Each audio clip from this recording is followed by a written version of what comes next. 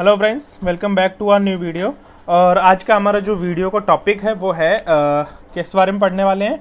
हम पढ़ने वाले हैं class 6 NCERT chapter 6 social studies book का, ठीक है, जिसका चैप्टर का नाम है major landforms of the earth. ठीक है, इसमें हम लैंड फॉर्म्स के बारे में पढ़ेंगे, जैसे कि प्लेन्स, प्लेट्यू एंड माउंटेन्स के बारे में। ठीक है, तो वीडियो शुरू करने से पहले सबसे पहले मैं आपको एक चीज़ बता देता हूँ कि हमारे चैनल पर एक गिव अवे चल रहा है। ठीक है, गिव अवे में पार्टिसिपेट करने के लिए क्या चीज़ें रिक्वायर्ड है एंड गिव अवे क्या मिलेगा आप लोगों को। ठीक है, तो उसके लिए कंडीशंस ये हैं कि आपको क्या करना है, वो सारी चीज़ें आपको वीडियो के एंड में पता चलेंगी। और हाँ, तो इस वीडियो को पूरा देखिएगा। ठीक है, तो चलिए आगे बढ़ते हैं।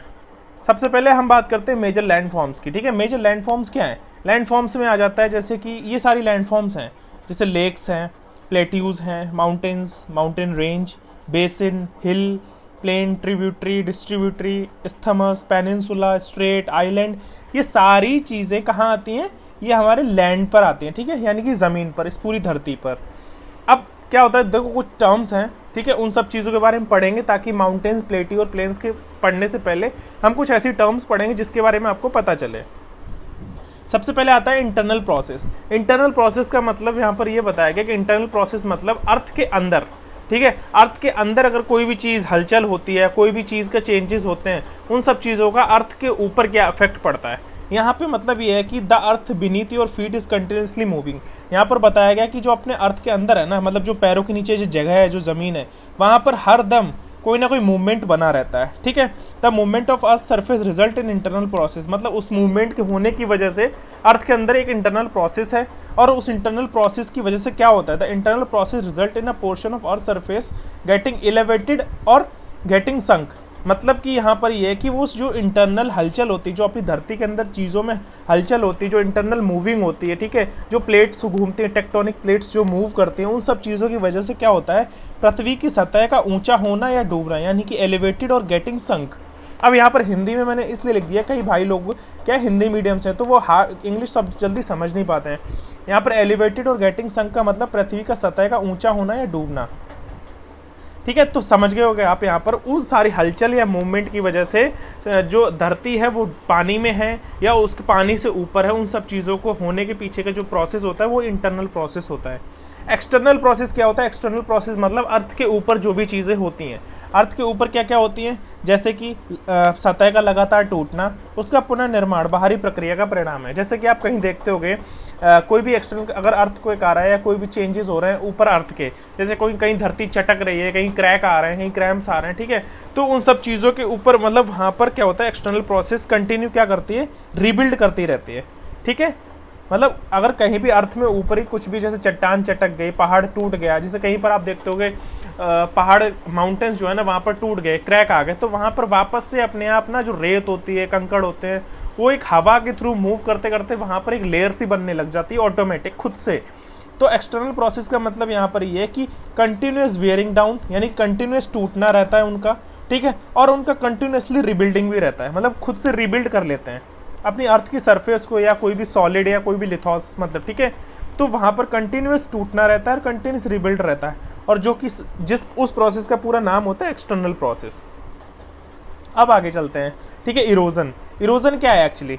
इरोजन है, देखो इरोजन का मतलब ये है जैसे कहीं पानी का बहाव हो रहा है, आप देखते होगे नदियों में, तालाबों में पानी का फ्लो आ रहा होता है, तो वो नदियों में सिर्फ पानी नहीं, पानी के साथ साथ वो पानी है, वो नदी वो क्या लेकर आ रही होती है, कंकड़, गुट्टी, ठीक है, मिट्टी के टुकड़े, पार्टिकल्स, छोटे छोटे डस्ट पार्टिकल्स, उन सब चीज़ों को लेकर अपने साथ चलती है। ठीक है, उन सब चीज़ों को लेकर अपने साथ चलती है, उसको कहते हैं इरोजन। ठीक है, उसको क्या कहते हैं? इरोजन। ठीक है, the surface is being lowered by the process of erosion and rebuild by the process of deposition. मतलब जो सरफेस है, अब जैसे मान लो, ये मान लो मैं आपको बताऊं कि अगर ये मान लो नदी है, ठीक है, इसके साथ क्या क्या कंकड़, गुट्टी, मिट्टी विट्टी सब कुछ आ रहा है, तो अगर मान लो यहाँ पर कोई, यहाँ पर जैसे मिट्टी की चट्टाने हैं या पत्थर हैं, तो ये जो पानी का फ्लो आ रहा है ना, तो ये कंकड़ गुट्टी यहाँ से टूट टूट कर इस पानी के साथ, बहाव के साथ साथ आगे जाते रहते हैं। तो यहाँ पर क्या हो रहा है, यहाँ पर जो फ्लो है ना, वो क्या कर रहा है, वहाँ की जो लैंड है, वहाँ का जो एरिया है, उस सरफेस है, उसको क्या कर रहा है, लोअर्ड, मतलब ख़त्म कर रहा है, मतलब यहाँ से कहीं ना कहीं चट्टान को कम कर रहा है धीरे धीरे। ठीक है, बट ये कहीं ना कहीं मिट्टी जाके कहीं ना कहीं डिपॉजिट भी हो रही होगी, कहीं ना कहीं रुक रही होगी, वहाँ पर क्या एक ऑटोमेटिक चट्टान बन रही होगी। तो ये सारी चीज़ें क्या है, the surface is being lowered by the process of erosion, मतलब इस इरोजन से कहीं पर तो सरफेस लोअर्ड हो रही है बट कहीं पर डिपॉजिट होकर रीबिल्ड कर रही है, तो इसको क्या कहते हैं, डिपोजिशन। ठीक है, इरोजन का मतलब क्या है, इन सब चीज़ों को, मिट्टी कंकड़ों को, पत्थरों को टूटकर चट्टानों के साथ अपने साथ लेकर बह जाना, उसको इरोजन, और कहीं जाके जब डिपॉजिट हो जाती है वहाँ कहते हैं डिपोजिशन। ठीक है, तो ये था, यहाँ पर आप आई होप इरोजन और डिपोजिशन का मतलब समझ गए होंगे। और ये दोनों चीज़ें किसकी थ्रू होती हैं, अब देखो ये ऐसा नहीं कि डस्ट पार्टिकल्स, कंकड़ गुट्टी ये सिर्फ और सिर्फ पानी के थ्रू ही मूव करते हैं, नहीं, हवा भी अपने साथ लेकर जा रही होती है। तो हवा, जैसे आप रेगिस्तान वगैरह में चट्टानें कैसे बनती हैं, वहाँ पर हवा होती है, विंड होती है, विंड क्या करती है, उन पार्टिकल्स को अपने साथ मूव करती है। मान लो ये एक चट्टान है और यहाँ पर कोई चट्टान है, यहाँ प्लेन है, अब ये जो विंड है ना, ये विंड लेकर आई, यहाँ से मिट्टी के पार्टिकल्स, डस्ट पार्टिकल्स अपने साथ उठा के ले गई, और यहाँ पर अगर ये हवा बंद हो गई, यहाँ पर जैसे अब जो हवा, विंड कैसे मूव करती है, हाई प्रेशर से लो प्रेशर, मान लो यहाँ पर हाई प्रेशर था, विंड मूव हुई, ये डस्ट पार्टिकल्स को अपने साथ लेकर गई। अगर यहाँ पर प्लेन है, यहाँ पर कोई हवा, यहाँ पर कोई प्रेशर नहीं है, लो प्रेशर, तो ये विंड यहाँ पर जाके शांत हो जाएगी, और जैसे यहाँ विंड शांत होगी वैसे ही वो डस्ट पार्टिकल छोड़ देगी, तो यहाँ पर एक चट्टान डेवलप हो जाएगी। ठीक है, तो ये सारी चीज़ें किससे मूव होती हैं, वाटर से होती है, आइस होती है और विंड होती है। ठीक है, तो ये प्रोसेस, ये कुछ टर्म्स थे। अब लैंड फॉर्म्स को 3 हिस्सों में डिवाइड किया गया है। पहला फॉर्म है माउंटेन्स, दूसरा प्लेट्यूज एंड प्लेन्स। ठीक है, ये माउंटेन, अब लैंड फॉर्म्स कहाँ, इन सब ये कौन कौन सी चीज़ों पर डिपेंड रहते हैं, डिपेंड रहते हैं किस पे, एलिवेशन। एलिवेशन का मतलब होता है ये एलिवेटेड, तिरछा होना, स्लोप होना। ठीक है, depending on elevation and slope. चलिए शुरू करते हैं माउंटेन्स के बारे में। अब माउंटेन्स क्या है, ये देखो माउंटेन्स क्या है, पहाड़, जिसको हम नॉर्मली पहाड़ बोलते हैं, जो कि हमारे शिमला, मनाली या फिर कश्मीर, यहाँ सब आपको ये पहाड़ एरिया आपको देखने को मिल जाएगा। ठीक है, तो अब इनके बारे में हम पढ़ते हैं कि यहाँ पर क्या स्पेशलिटी है। ये एक नेचुरल एलिवेशन है, मतलब आप ये देखो कि ये पहाड़, अब ये तो है नहीं कि जो अगर ये पहाड़ हैं या फिर ये माउंटेन्स हैं, ये ऐसी बनी है। एलिवेशन मैंने आपको बताया, तिरछा होना, स्लोप होना। अब यहाँ ऐसा तो नहीं कोई इंसान जाकर इन माउंटेन्स को शेप देकर आया है तराश के, नहीं ना, ये खुद से सेल्फ, मतलब जो नेचर है उसने बनाई है ना, नेचर ने माउंटेन्स बनाई है और इनको ये जो शेप दी है वो इस तरह से दी है। तो यहाँ पर लिखा है कि इज अ नेचुरल एलिवेशन। ठीक है, natural elevation of the earth surface. अब small summit and a broad base. अब इसका अब आप देखो कोई भी माउंटेन जब आप ऐसे देखते होगे, तो अब आप ये माउंटेन देख लो, यहाँ तो बहुत नैरो है लेकिन इसका जो बेस है ना वो काफ़ी ब्रॉड है। ठीक है, तो small summit and broad base. अब it is considerably higher than the surrounding area, यहाँ पर मतलब higher than the surrounding area. ये देखो जो सराउंडिंग एरिया है, इस यहाँ पर ये जो सराउंडिंग एरिया है इससे तो काफ़ी ऊंचाई है ना इसकी, है हाई एल्टीट्यूड है। ठीक है, some are even higher than clouds, मतलब कई माउंटेन्स ऐसी होती हैं इवन जो कि क्लाउड्स, जैसे अगर मान लो ये क्लाउड्स हैं तो माउंटेन्स की जो शेप होती है ना इस तरह से हो जाती है, क्लाउड से भी ऊपर चले जाते हैं। ठीक है, फिर अब क्या है यहाँ पर ये बताएगा, as you go higher the climate becomes colder. अब जैसे जैसे आप माउंटेन्स पे ऊंचाई पे अगर जाते हो, जैसे माउंट एवरेस्ट पे आप चढ़ाई करते हो, आपको भी पता है जैसे जैसे ऊंचाई पर जाते हैं ऑक्सीजन की कमी हो रही होती है, हम वहाँ पर क्या ऑक्सीजन टैंक्स लेकर जाते हैं ताकि हमें प्रॉब्लम ना हो। वहाँ पर मतलब जो प्रेशर है वो काफ़ी डाउन हो जाता है, टेम्परेचर एंड प्रेशर। ठीक है, तो जिस वजह से वहाँ पर ऑक्सीजन लेवल कम होता है और वहाँ पर बहुत ठंडा भी होने लग जाता है। अगर टेम्परेचर डाउन होगा तो ऑब्वियसली वहाँ पर ठंडा होगा। ठीक है, बहुत ज़्यादा।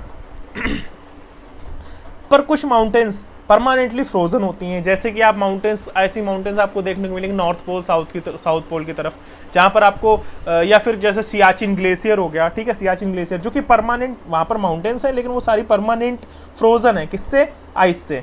ठीक है, तो उनको क्या कहते हैं, ग्लेशियर, सियाचिन ग्लेशियर, जैसे कि मैंने आपको एग्जाम्पल भी दिया। ठीक है, अब आता है there are some mountains you can not see as they're under the sea. कुछ आप जैसे टाइटैनिक, आपने एक टाइटैनिक अगर मूवी देखी हो तो वहाँ पर आपने देखा होगा वो जो माउंटेन्स कि जो पानी, जैसे मान लो ये ओशियन है, ठीक है, ये ओशियन, इसके ऊपर ये, हाँ माउंटेन तो हमें इतनी दिख रही है पर नीचे अंडर द वाटर इतनी बड़ी माउंटेन होती है। ठीक है, तो कई बार क्या होता है, कुछ ऐसी माउंटेन्स होती हैं जो अंडर द सी होती हैं। ठीक है, जहाँ पर harsh climate, less people live in the mountain area, मतलब इस वजह से क्या होता है, ये इस वजह से क्या होता है कि वहाँ पर लोग बहुत कम रहते हैं, वहाँ पर रहने का मतलब जो सर्वाइवल होता है बहुत कम पॉसिबल होता है, वहाँ पर आपको बहुत सारी प्रॉब्लम्स फेस करनी पड़ती हैं, ठीक है। तो ये सारी चीज़ें, और वहाँ पर सबसे बड़ी चीज़ है वहाँ पर फार्मिंग नहीं हो सकती। अब माउंटेन्स पे ऐसा तो नहीं आप हर चीज़ नीचे से ऊपर बार बार लेने जा सकते हो, शॉपिंग करने जा सकते हो, तो वहाँ पर आपको सेल्फ फार्मिंग करनी पड़ती है वेजिटेबल्स की, फ्रूट्स की, ठीक है।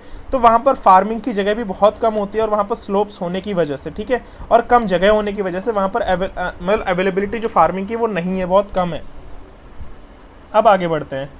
अब यहाँ पर एक चीज़ लिख दी है मैंने, यहाँ पर ये फैक्ट है, Mauna Kea Hawaii in the Pacific Ocean is under sea mountain, ठीक है। अंडर सी माउंटेन मतलब वही जो पानी के अंदर माउंटेन है, ठीक है। It is higher than Mount Everest, और ये अंडर द सी है ना इसलिए, लेकिन ये इसकी जो ऊंचाई है ना वो एक्चुअली अगर नेचुरल हाइट मेज़र की जाए, जैसे कंपैरिजन करते हैं ना दो हाइट के बीच में कौन की हाइट ज़्यादा है, तो उसके कंपेयर में देखा जाए तो ये जो माउंटेन है माउंट एवरेस्ट से ज़्यादा ऊंचाई पर है। लेकिन बट प्रॉब्लम यहाँ पर ये है कि वो माउंट एवरेस्ट जो है वो अर्थ सरफेस से ऊपर हाइट पे जा रही है, लेकिन ये जो किया माउंटेन है ना, मौना किया माउंटेन, ये क्या पानी के अंदर है, ठीक है।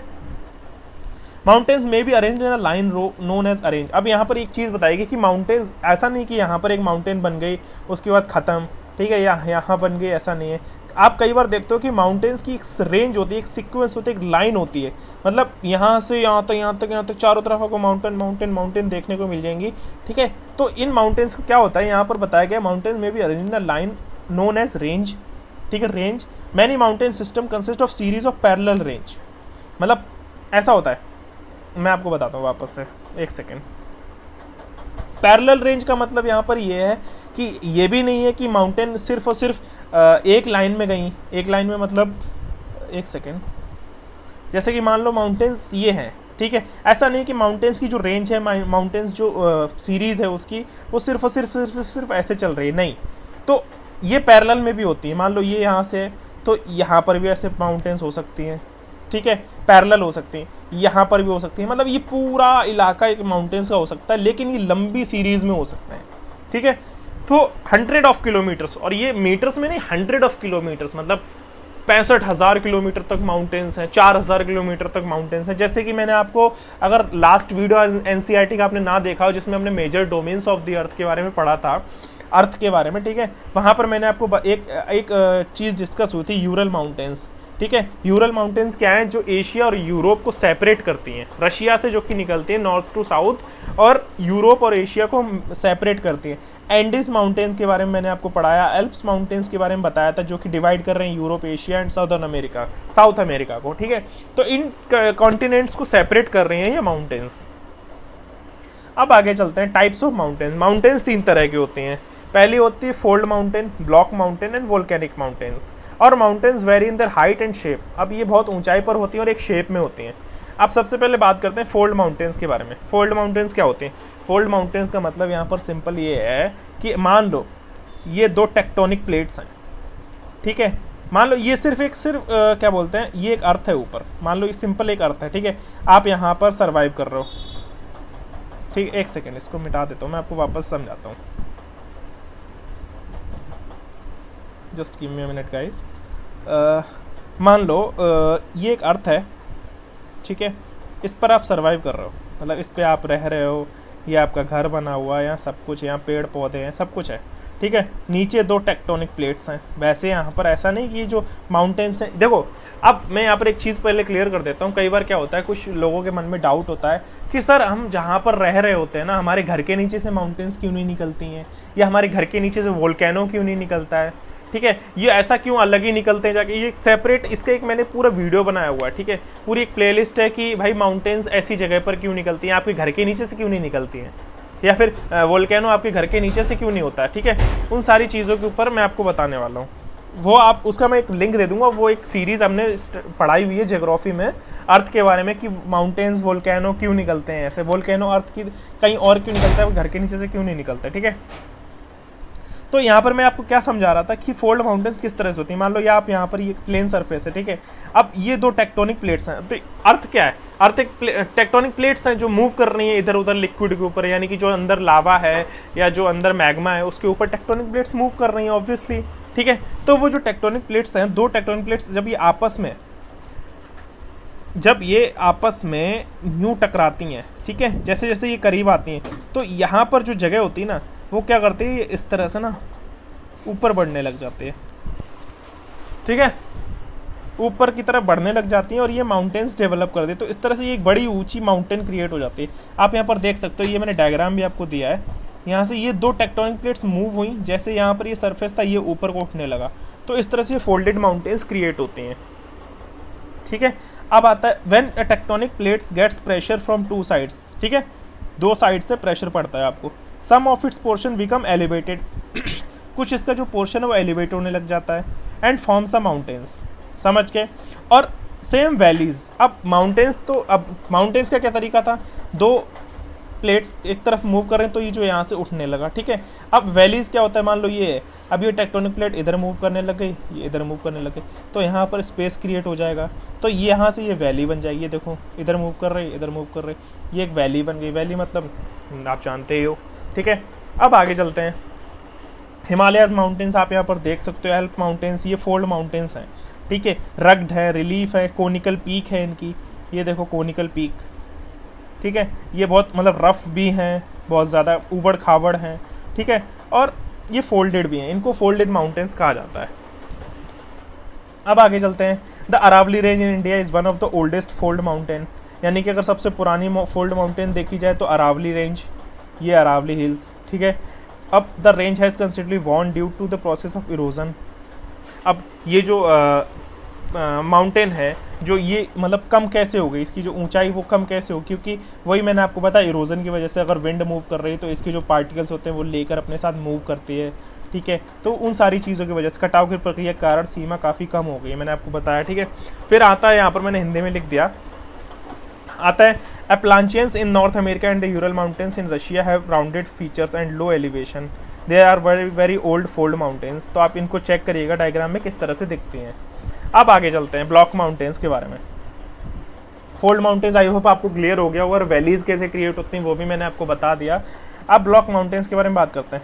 Block mountains are created when large areas are broken and displaced vertically. यहाँ पर आप देख सकते हो ब्लॉक माउंटेन्स, ये देखो यहाँ पर क्या हुआ है, लार्ज एरिया है ना वो ब्रोकन एंड डिस्प्लेस्ड हुआ है एक जगह से दूसरी जगह। ठीक है, uplift blocks are termed as horst. देखो यहाँ पर मैंने आपको ये बताया, अगर जो ऊंचाई पर है उनको हॉस्ट कहा जाता है, जो नीचे स्पेस हो जाता है उनको कहा जाता है ग्रैबन। ठीक है, ग्रैबन कहा जाता है। सॉरी गाइज, ये वर्ड्स याद कर लेना कि अपलिफ्ट यानी ऊंचाई वाली जो माउंटेन्स होती हैं उनको हॉस्ट, जो नीचे होती हैं graben. The Rhine valley and the Vosges mountains in Europe are example of such mountain systems. तो आप एक बार देखिएगा कि Rhine valley and Vosges mountains को यूरोप में जो कि लाई करती हैं, और वो ब्लॉक माउंटेन्स ही हैं। ठीक है, अब आगे चलते हैं वोल्केनिक माउंटेन्स के बारे में। वोल्केनिक माउंटेन्स क्या होती हैं? वोल्केनिक माउंटेन्स का आप नाम आपको क्लियर कर रहा होगा। वोल्केनिक माउंटेन्स मतलब कि जब अर्थ से वोल्केनो निकलता है, फटता है, वोल्केनो फटता है। ठीक है, तो वोल्केनो जैसे ही फटता है ना, मान लो यहाँ पर मैं एक्सप्लेन करता हूँ आपको, एक सेकेंड। मान लो क्या बोलते हैं, ये अर्थ है, ठीक है, इसके नीचे ये पूरा मैग्मा है, लेकिन यहाँ से अगर वोल्केनो फटता है, ठीक है, तो जैसे ही वोल्केनो फटता है ना तो ये ऊपर जाता है, फिर जब ये ऊपर से गिरता है तो नीचे से ऐसे गिरता है, ऐसे ऐसे क्रिएट होता है, ऐसे दूर भी जाता है काफ़ी। ठीक है, जब ये फटता है वोल्केनो तो इस तरह से ये माउंटेन क्रिएट हो जाती है।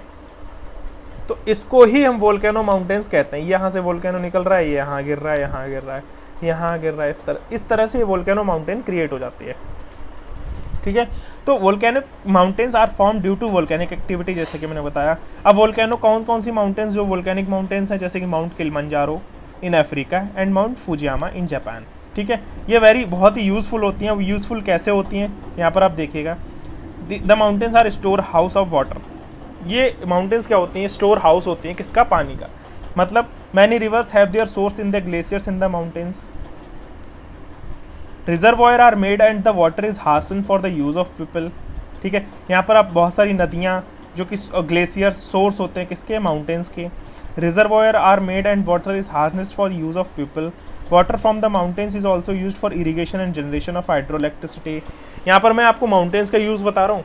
माउंटेन्स किस काम आती हैं? मतलब जो ग्लेशियर माउंटेन्स है वो क्या करती है? सोर्स होती हैं, किसका? पानी का, रिवर्स का। ठीक है, वहाँ से ग्लेशियर मेल्ट होता है। ठीक है, नदियाँ बह रही होती हैं, नदियाँ निकलती हैं, बहुत ज़्यादा उनका जो वाटर लेवल वो इंक्रीज़ होता है, वो हेल्प करती हैं लोगों की, ठीक है। गाँव से, शहरों से वो नदियाँ गुजर रही होती हैं, जिस वजह से उनको पानी की कमी पूर्ति होती है, ठीक है। रिजर्वॉयर यानी कि जो नदियाँ होते हैं, जो ओशियन सी होते हैं, वहाँ क्या होता है, वाटर जनरेशन होता है, मतलब इलेक्ट्रिसिटी जनरेशन होता है, ठीक है। रिजर्वॉयर होते हैं, ठीक, वहाँ पर इरिगेशन और जनरेशन भी खेतों के लिए भी काम आ जाता है, हाइड्रो इलेक्ट्रिसिटी भी जनरेट की जाती है। The river valleys and terrace are ideal cultivation of crops. Mountains have a rich variety of flora and fauna. तो माउंटेन्स का यूज़ क्या है कि यहाँ पर बहुत ज़्यादा हेल्प मिलती है पीपल को कि उनको generation, irrigation, hydro electricity generate करना, उनका कल्टीवेशन क्रॉप्स का, ठीक है। उनको ग्लेशियर से नदियाँ उनके शहरों गाँव से गुजरती हैं। तो ये सारे यूज़ हैं माउंटेन्स के। और माउंटेन्स क्या करते हैं, they provide fuel, fodder, shelter and other products like gum, resins etcetera. अब अगर मान लो वो जब नदियाँ बह रही तो आसपास पेड़ पौधों को भी पानी मिल जाता है, ठीक है। वहाँ पर नमी आ जाती है, नमी की वजह से पेड़ अच्छे से ग्रो करते हैं, जिस वजह से पेड़ों से उन्हें क्या मिल जाता है, शेल्टर मिल जाते हैं, लकड़ियाँ मिलती हैं, तो वहाँ से वो चीज़ें क्रिएट कर सकते हैं अपनी ज़रूरत के अनुसार, ठीक है। Mountains provide an idyllic site for tourist, मतलब घूमने की जगह भी हो जाती है माउंटेन्स। कई जगह आप देखते हो कि माउंटेन्स, जैसे मनाली, शिमला में आप वहाँ पर पैराग्लाइडिंग, ठीक है, हैंगिंग ग्लाइडिंग, रिवर राफ्टिंग आप देख सकते हो। ऋषिकेश में रिवर राफ्टिंग है। तो ये सारी चीज़ें आपको ना बहुत सारी चीज़ें मिलती हैं हमें माउंटेन्स विजिट, मतलब माउंटेन्स के होने पे हमें बहुत सारा मज़ा भी आता है, लोगों को बहुत सारी ज़रूरतें पूरी हो जाती हैं। तो ये सारी चीज़ें यूज़ थे माउंटेन्स के। अब आता है अपना प्लेट्यू। प्लेट्यू क्या है, देखो सिंपल सी बात, प्लेट्यू का मतलब आप ये देखो कि एक प्लेन अर्थ है, फ्लैट, लेकिन वो कहीं किसी एक तरफ से ना इस तरह से ऊंचाई पर है। ये फ्लैट अर्थ है, मान लो ये फ्लैट अर्थ है, लेकिन यहाँ पर ये माउंटेन बन गई, ये प्लेट्यू हो गया, ठीक है। या ये प्लेट्यू हो गया। या मान लो जैसे कि आप देखते हो कोई शहर है जो कि चारों तरफ वैसे प्लेन है, लेकिन उसके चारों तरफ क्या है, माउंटेन्स ही माउंटेन्स हैं। आप कटरा में देख सकते हो, जम्मू कश्मीर वगैरह जाते हो, वैष्णो देवी वगैरह कटरा में, तो आप ये प्लेन है तो इसके आसपास ये फ्लैट में आपको देखने को मिल जाएंगी माउंटेन्स। तो ये प्लेट्यू होते हैं। प्लेट्यू क्या होते हैं, फ्लैट और एलिवेटेड लैंड, मतलब एलिवेटेड लैंड भी हो सकते हैं और फ्लैट भी हो सकते हैं, मैंडेटरी नहीं है, मतलब मैटर नहीं करता कि वो सिर्फ और सिर्फ फ्लैट नहीं हो, एलिवेटेड हो, ऐसा नहीं है, फ्लैट भी होते हैं प्लेट्यूज, ठीक है। Plateau is at higher elevation than the surrounding areas. Surrounding areas मैंने आपको बताया, जैसे कि मान लो ये प्लेन है, यहाँ पर एक सोसाइटी है, एक शहर है या कुछ भी है, वहाँ से हायर एलिवेशन पे एक प्लेट्यू है, इस तरह से एक माउंटेन बनी हुई है, ठीक है। प्लेट्यू मे हैव वन और मोर साइड्स विद स्टीप स्लोप्स, मतलब एक से ज़्यादा भी हो सकते हैं। मान लो इस साइड से है तो इधर भी है, इस साइड से भी हो सकता है, स्लोप्स भी होते हैं, लेकिन वो बस पीक नहीं होती, मतलब इनकी जो कोनिकल वो नहीं होती है, ठीक है। प्लेट्यू कैन बी यंग और ओल्ड, ये बहुत पुराने और नए भी हो सकते हैं, कोई बड़ी बात नहीं है। The height of plateau can be from an few 100 meters to several 1000 metres.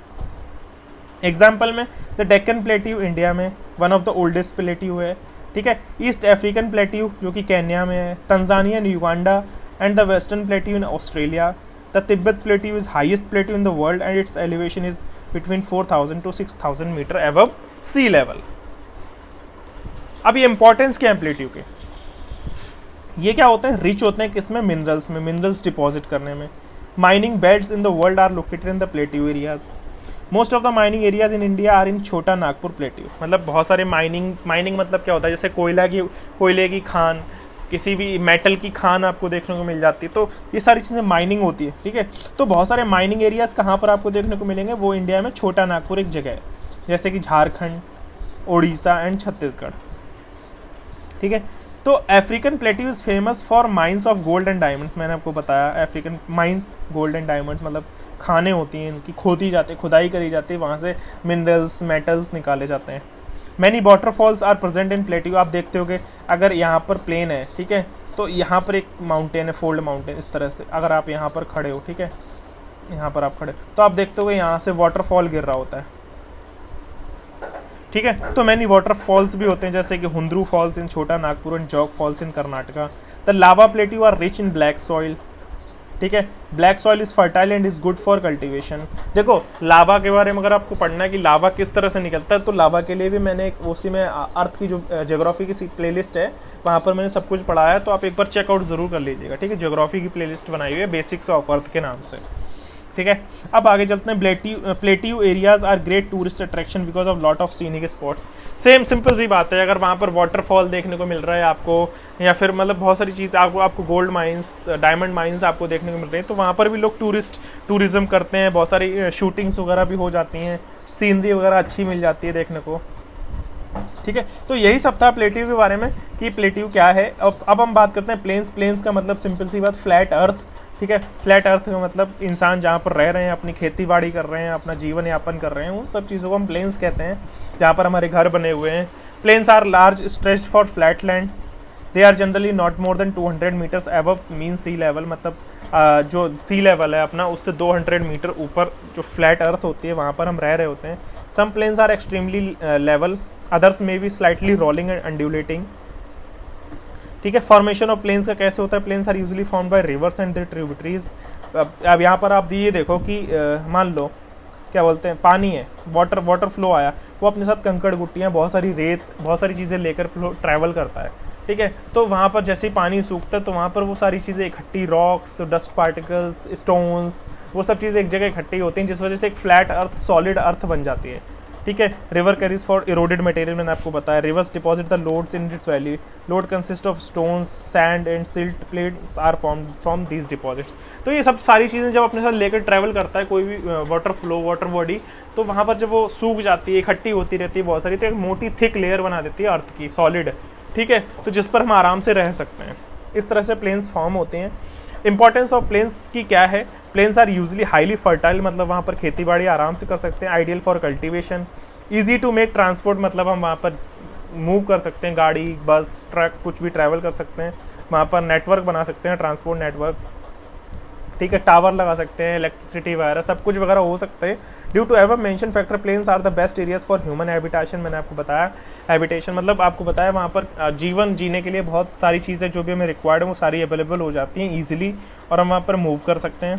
Most of the densely populated areas of the world are in the plains. The Indo Gangetic plain in India is among the most densely populated region of the world, ठीक है। तो इंडो-गैंगनेटिक plane है जहाँ पर सबसे ज़्यादा dense, मतलब वहाँ पर सबसे ज़्यादा पॉपुलेशन, वहाँ पर लोग रहने के लिए, वहाँ पर चीज़ें, खेती बाड़ी, गाड़ी, ट्रांसपोर्ट, सब कुछ वहाँ पर आपको देखने को मिलेगा। Land forms and the people, अपना प्लेन्स खत्म हुआ, प्लेट्यू खत्म हुआ और माउंटेन्स। एक टॉपिक और रह गया, land forms and the people, मतलब लैंड फॉर्म्स यानी माउंटेन्स, प्लेट्यूज एंड प्लेन्स, और लोग, उन दोनों के बारे में। Human have been living in the most of the terrains. Life is difficult in mountains areas because of rugged terrain, मतलब सिंपल सी बात की गई है, कहीं ना कहीं इनका रिलेशन बनाया गया कि माउंटेन्स यानी कि जो लैंड फॉर्म्स हैं और उनका और लोगों का, इन दोनों का क्या कॉम्बिनेशन है, यानी क्या सिमिलैरिटी है, क्या चीज़ें दोनों की एक दूसरे को जोड़ के रखती हैं। मतलब देखो, माउंटेन्स पर रहना is not a easy task, लेकिन फिर भी वहाँ पर लोग रहते हैं, ठीक है, अपनी ज़रूरतों के अनुसार, ठीक है। लेकिन वहाँ पर क्या होता है, उनको सारी प्रिकॉशंस लेकर रहना पड़ता है, क्योंकि लेकिन प्रॉब्लम्स क्या रहती है माउंटेन्स पे, जैसे कि अर्थक्वेक, स्टॉर्म, फ्लड, ये सारी चीज़ें, volcano eruption, potential risk, near volcanic activity, easy नहीं है, लेकिन फिर भी वहाँ पर लोग रहना सीखते हैं और रहते भी हैं उन नेचुरल डिज़ास्टर्स से प्रॉपर प्रिकॉशन लेकर, और अपनी ज़िंदगी बचा कर और आराम से वो नेचर में अपनी ज़िंदगी जीते हैं और खुश भी रहते हैं, ठीक है। तो यही सारा एक कॉम्बिनेशन है लैंड फॉर्म्स का और लोगों का। अब बात करते हैं कि जो गिव अवे या फिर जो सरप्राइज़ के बारे में आपको बता रहा था, वो एक गिव अवे है, और वो क्या है, वो ये है, यहाँ पर आपको एक घड़ी, फास्ट ट्रैक की वॉच आपको जीतने को मिलेगी, ठीक है। आपको एक सरप्राइज़ मिलेगा, आपको एक गिफ्ट मिलेगा, ठीक है। जल्दी से जल्दी हमारे इस चैनल के 1000 सब्सक्राइबर पूरे करवाइए, ठीक है। इसके लिए क्या करना है, आपको हमारा चैनल सब्सक्राइब करना है, और हाँ, अगर आप अपना नाम कमेंट करोगे तो हमारे लिए बहुत ज़्यादा इजी रहेगा, ठीक है। और कोई भी वीडियो आप लाइक कर सकते हो, यानी कि आप अपना प्यार और अपना सपोर्ट इस चैनल को दीजिएगा गाइस, ठीक है, क्योंकि आपके लिए वीडियोस में ऐसे अच्छे से अच्छे वीडियो आपके लिए लाता रहूँगा और आपके लिए बहुत ज़्यादा हेल्पफुल रहेगा। तो हमारे इस गिव अवे में पार्टिसिपेट करिए और हमारे चैनल को सब्सक्राइब करिए। Thank you, have a good day, bye bye.